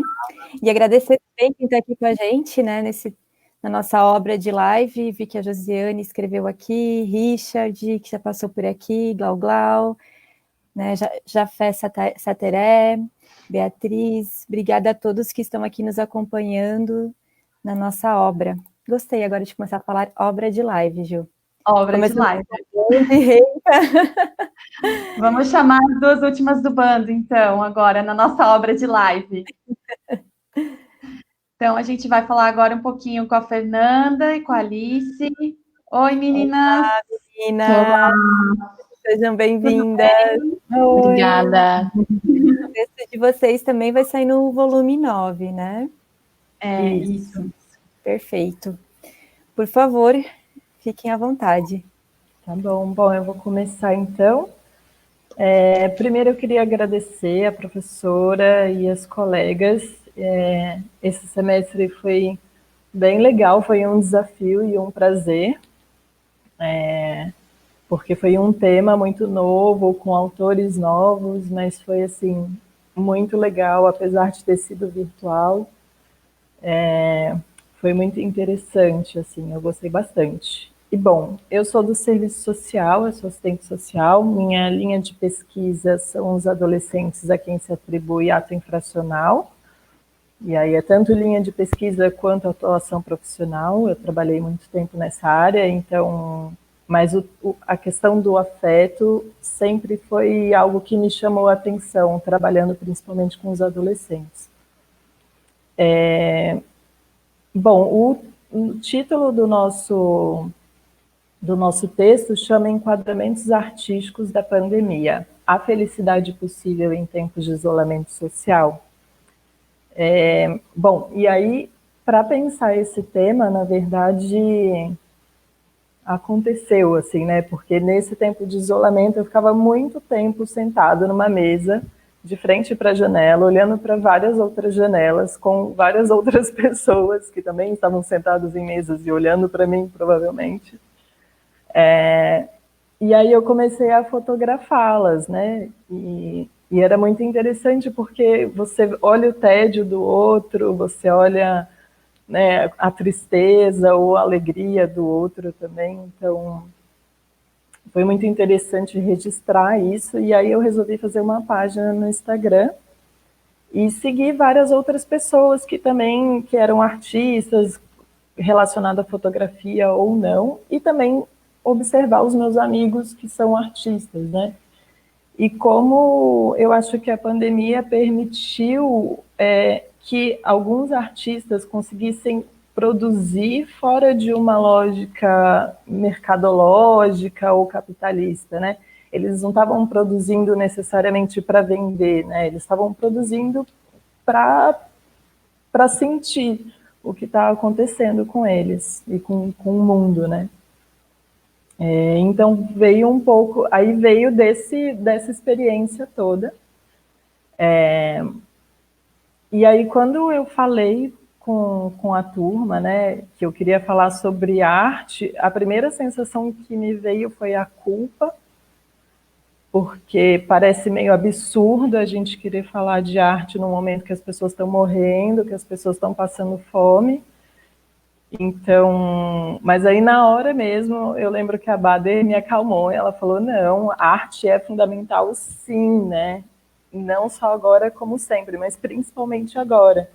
E a gente viu também um movimento de democratização um pouco mais da arte, né, durante o período de isolamento. Então, museus conseguiram fazer visita online, você conseguia entrar e visitar museu, que talvez nunca tivesse acesso, né, porque eram de outros países também. Sites disponibilizaram gratuitamente vídeos e filmes. Então isso é muito interessante, assim, comprova que a arte é fundamental mesmo, e de fato foi uma das poucas coisas que não restou durante o isolamento, né? Foi a arte mesmo. E infelizmente agora, com a flexibilização, a gente observa que tem um processo de elitização de novo, né? Então os cinemas drive-in que são uma fortuna, né? Que quem que vai ter acesso a isso? Então a gente volta a questionar quem tem acesso à arte na sociedade. E aí, quando eu falei desse tema, a Fernanda foi a pessoa que topou esse desafio comigo, porque também foi um desafio escrever numa outra linguagem, fora do serviço social, que é muito diferente. É diferente? É diferente. Eu ia falar que não é, mas é assim. E eu fiquei muito feliz que ela topou de fazer comigo, porque eu acho que a gente conseguiu casar muito bem as ideias do que eu queria passar e do que ela queria também. E é isso. Fê, E aí, o que você tem a dizer mais sobre essa escrita de vocês, falando de arte no meio da pandemia? Como assim, né? Que privilégio, né, Ju? Eu acho que a fala da Alice é o que veio que vem no primeiro momento pensar em arte quando a gente tem um número tão imenso de perdas, né? E pensando em todo mundo que já passou aqui hoje, né? Situações que são tão mais, assim, que aparentemente, quando a gente escuta, né? Escuta todas essas pessoas que passaram aqui, a gente pensa, nossa, isso é a última coisa que a gente precisa olhar, né? Para quem vai olhar para a arte agora? Então, essa ideia que a Alice traz foi algo que recorrentemente a gente é questionado. Então, primeiro, antes de tudo, né, boa noite a todos, agradecer demais estar aqui, é um privilégio mesmo, então eu me sinto a mais privilegiada ainda, é o supra-sumo do supra-sumo, porque eu entro para uma conversa com o Nexim no início do semestre, né, não faço parte do Nexim, eu faço parte de um grupo que se chama Prosped, da PUC de Campinas. A gente estuda psicologia do desenvolvimento humano, e então foi importante esse diálogo, inclusive com a Alice, que é de outra área, né? Então era um desafio e um privilégio no sentido de poder discutir, passar um semestre discutindo as ideias do Spinoza junto com o Vygotsky, que é um autor que, com o meu grupo de pesquisa, com o grupo de pesquisas da professora Vera Trevisan, a gente já vem discutindo há mais de 10 anos, né, ela há mais de 10 anos aí, a psicologia da arte, e como que essa psicologia ela é potente no desenvolvimento humano. Então, essa defesa da arte enquanto potência, ela, para o nosso grupo, né, da PUC lá de Campinas, ela é anterior à pandemia, e aí eu tive o privilégio de poder discutir com o Nexim, né, a partir da professora Bader, dos colegas que passaram aqui, então é muito gostoso ouvir todos, porque dá até uma saudade das aulas virtuais, porque a gente teve o privilégio de discutir o que a gente estava, os afetos que todos nós estávamos vivendo no dia a dia, à luz das teorias do Spinoza e à luz da teoria do Vygotsky. Então foi algo que depois que passou, né, que a poeira sentou, que eu olhei e falei, nossa, que privilégio poder fazer isso mesmo online, que a princípio a gente fala, nossa, online é tão diferente do presencial, a gente, principalmente psicólogo, né, que gosta muito da presença, do estar junto, como é que a gente vai fazer isso online? E foi muito, muito primoroso, né, poder ouvir o Richard, o Tafarel, o Zeca, assim, enfim, todos, poder discutir ideias a partir do que a gente estava vivendo foi muito especial. E aí não é à toa que o boletim é especial, né? Não é à toa que é uma obra, porque traz todas essas ideias. E aí poder fazer isso, hoje eu conversava com a Alice, a gente releu o nosso texto, que foi escrito em maio, junho, né? E a gente ficou orgulhosa demais do texto, porque ficou muito pra gente, assim, né? Ele fez muito sentido, muito mesmo. E aí eu tentei estruturar aqui rapidinho para não me perder também, porque a gente tem esse problema de psicólogo. E aí, à medida que as pessoas foram falando, a gente vai tendo a dimensão do quanto a gente está sendo enredado pelos afetos tristes. A gente já tinha essa dimensão quando a gente discutia na disciplina, né? E aí, acho que talvez por não ter discutido o último mês, a gente às vezes dá uma esquecida, né? E todo mundo começa a sair para a rua. Então, será que é tão triste assim? Olha, não é tão um afeto triste assim. Mas à medida que as pessoas, né, hoje passaram aqui e vão falando, a gente vai tendo a dimensão do quanto a gente vai sendo enredado por esses afetos tristes neste ano que a gente está passando. E aí a dúvida, né, além de... É necessário falar de arte, era... quando eu começo a conversar com a Alice, se era possível um afeto alegre, né, no meio de tudo isso. Eu lembro da Ju com o Thiago fazendo as investigações do humor, né, como é que esse humor estava presente agora no nosso momento de pandemia, e ainda me ficava um questionamento, nossa, mas se para o Spinoza, isso eu falava muito para a professora, se para o Spinoza eu só consigo só um afeto contrário e tão potente quanto é capaz de superar esse afeto triste. Então, e se não é esperança, porque ela é par com o medo, e aí me ficava perguntando, nossa, então a gente precisa dos afetos alegres. Nossa, e como que tá difícil, enredados desses afetos tristes, como a gente pode ter afeto alegre nesse espaço? E aí, com o Grupo Prosped, a gente vinha no mesmo movimento, mas a gente vinha discutindo, no mesmo dia, inclusive, que a gente discutia na disciplina da professora Bader, a gente tinha um grupo só para discutir arte, que é o nosso modo como a gente atua nas escolas, né? É pela via da arte. E o quanto esses encontros também de arte me deixavam potente, né? Tanto a disciplina com os colegas para discutir com a professora Bader, quanto esses encontros de arte, e eu não me afastavam dos afetos tristes que a gente estava vivendo. Não é uma questão de negá-los, mas o quanto acessar as causas adequadas desses afetos me tornava uma pessoa potente. Né? E eu acho que é o mesmo sentimento que a Alice traz quando ela começa o trabalho dela com as fotos das janelas. Né? Você não deixa de sentir a tristeza, você não deixa de sentir o medo de estar vivendo uma pandemia, mas você acessa essa tristeza e esse medo de um outro lugar, que é pela lógica da estética, que é pela lógica do sensível.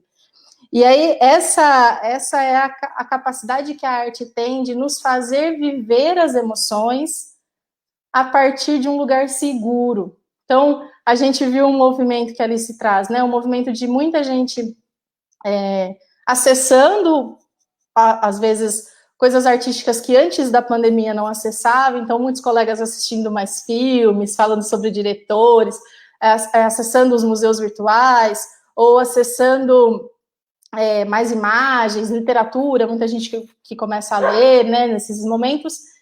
E esses instrumentos artísticos, eles nos permitem viver as emoções, mas de um lugar seguro. Então, quando eu assisto um filme de terror, né, eu conversava com a Ju, o medo é real, ele é real, só que a situação não é. Então, eu posso sentir aquele medo e me amplia as possibilidades de significação do que eu estou sentindo. Então, ao acessar lá as fotografias que a Alice traz, né, eu acesso a tristeza de um lugar mais seguro. Me faz olhar, acessar, ampliar as possibilidades de significar aquela tristeza.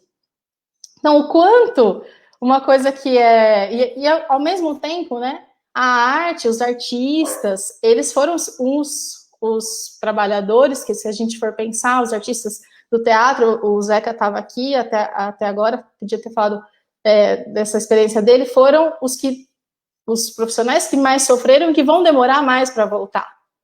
Né? Então, a um só tempo, a gente tem um acesso à arte mais ampliado, mas também é a categoria que mais acaba sendo negada.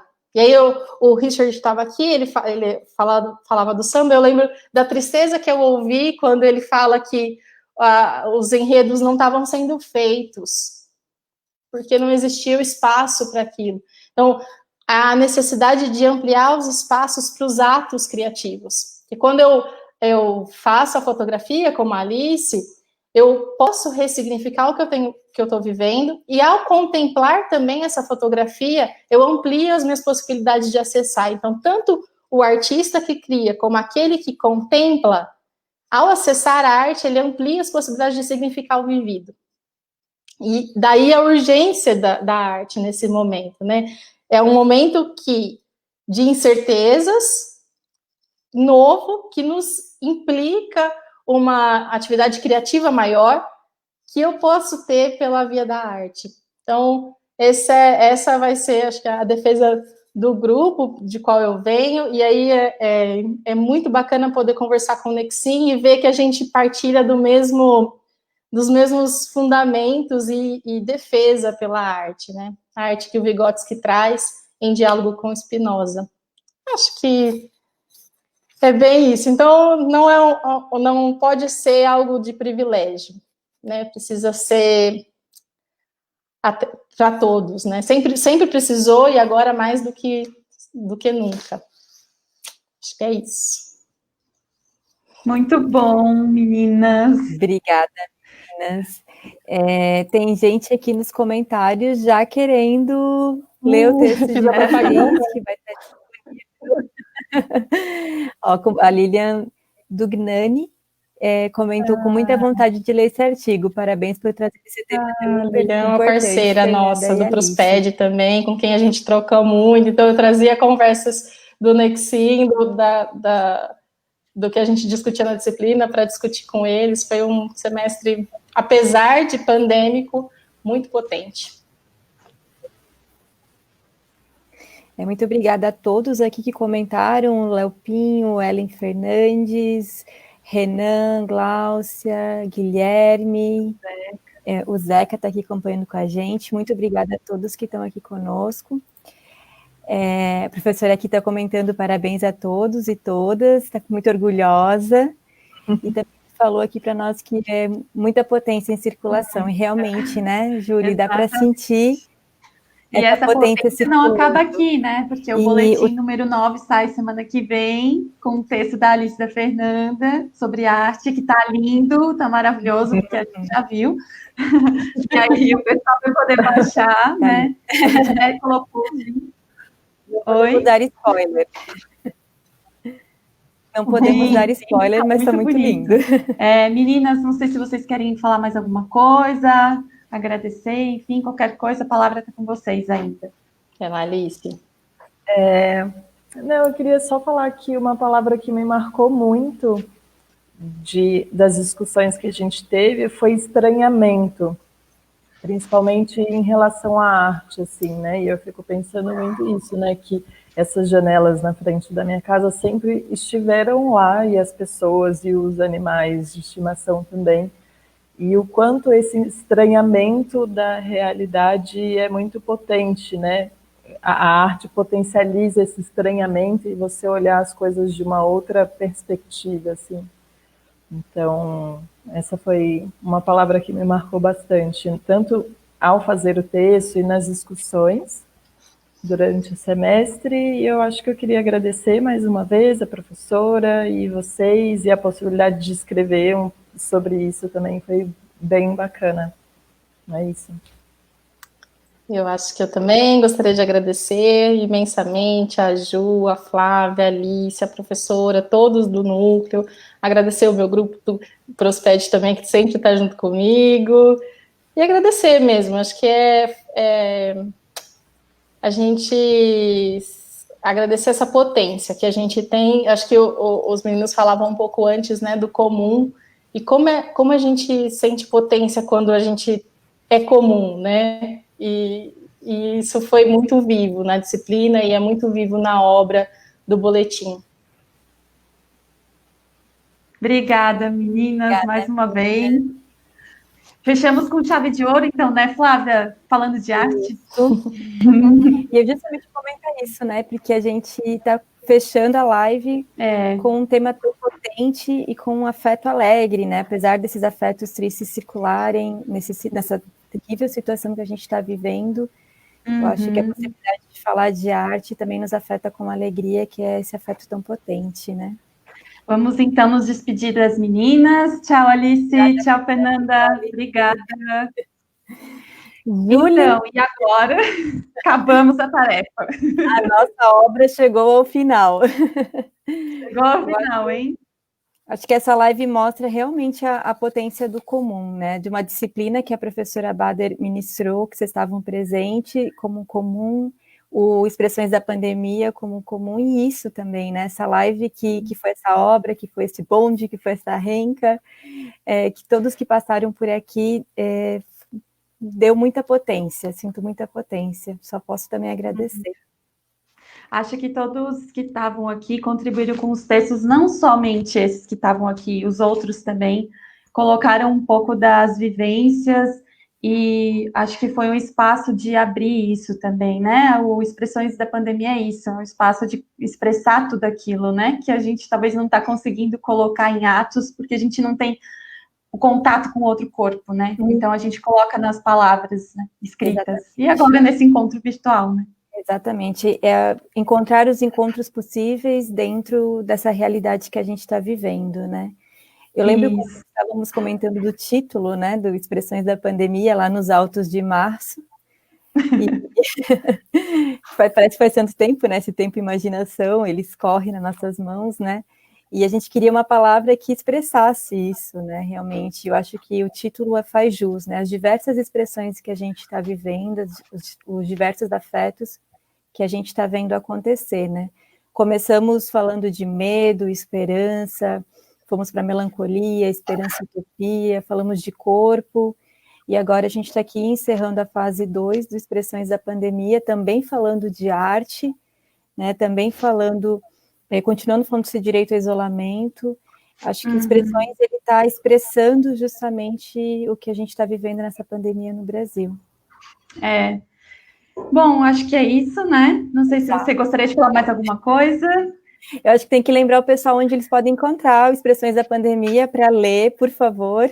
Exatamente. Primeiro, então, a gente vai divulgar um pouco as nossas redes aqui. Tem a página aqui no Facebook. Quem ainda não curtiu, curte, né? Compartilha também a live. A gente tem aqui embaixo, meninas, tá a nossa página no Instagram. Lá tem o link na bio da página do Instagram, com acesso a todos os outros links, as outras redes sociais.